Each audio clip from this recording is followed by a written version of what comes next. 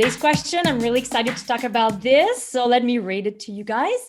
In terms of finding success, how do women sometimes do themselves a disservice? What advice would you give your younger self about achieving your goals and dreams? Who wants to start?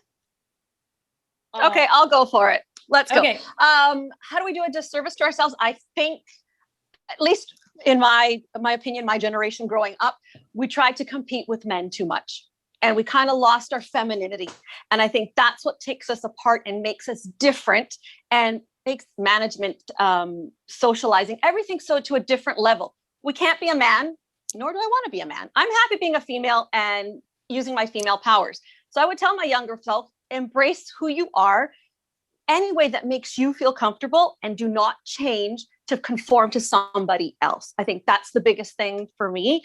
And yeah, so who wants to go next? I think for me, one thing that I could share is when I moved to Vancouver and real estate market, it's such a different ballgame here compared to back east in Quebec. It's like 4, 5, 6 times the price when I moved here. So actually I was scared of investing. I was scared of investing into a house because it's going to crash and not actually trusting what people around me were saying. I was just waiting for the crash, which never happened, right? No. And so I waited a little bit before to buy my first house. So if I had to do this all over again, I don't think so. I would be scared of going for it. Specifically, I had my job. I was well established. So the financial was not the problem. It's just that I had to go for it. And I just had to grow some, and go for it. So I think if I had to give an advice to my younger self, then it would be like, leave your past and your old belief where they are. And if you actually do a big move or if you wherever, embrace where you are in life and just go for it. Mm-hmm. Oh, good learning. Really good. Really good.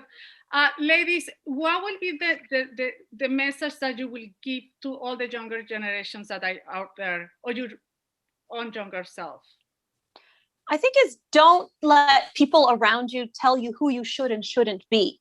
I think we have to learn to trust ourselves and trust our gut and trust what we feel. And like you had said, follow what your passions are, not what somebody else's passions or someone else thinks that your passion should be. It doesn't matter. It's what you have to be happy. And I think if you're happy in what you're doing and you decide and follow what you want to do, you will live a happier life and you'll be more content. Doesn't mean that it's right or wrong. You just got to do what's right for yourself and not for someone else. Mm-hmm. I would say myself, you know what, leave the past where it is, move forward. We get stuck in our own stories and we actually believe our own stories sometimes. And I think that's a big disservice that we can give to ourselves. So open your eyes and go for it, Take the job, take the promotion, and take the holiday. I think that I would love to encourage to everyone out there. And if I will say to myself is take more risk, say yes, and be open for new opportunities. Like if something comes to your life, as Genevieve and Chiara mentioned, it's important that we embrace who we are. We don't care more about what people is saying about it. And we embrace that, but also live without that fear, Be secure about yourself and be open to that great opportunities that life have for you. And be secure that the people that love you, the people that is with you will support you all 100% and live your dreams. Because at the end of the day, it's your life.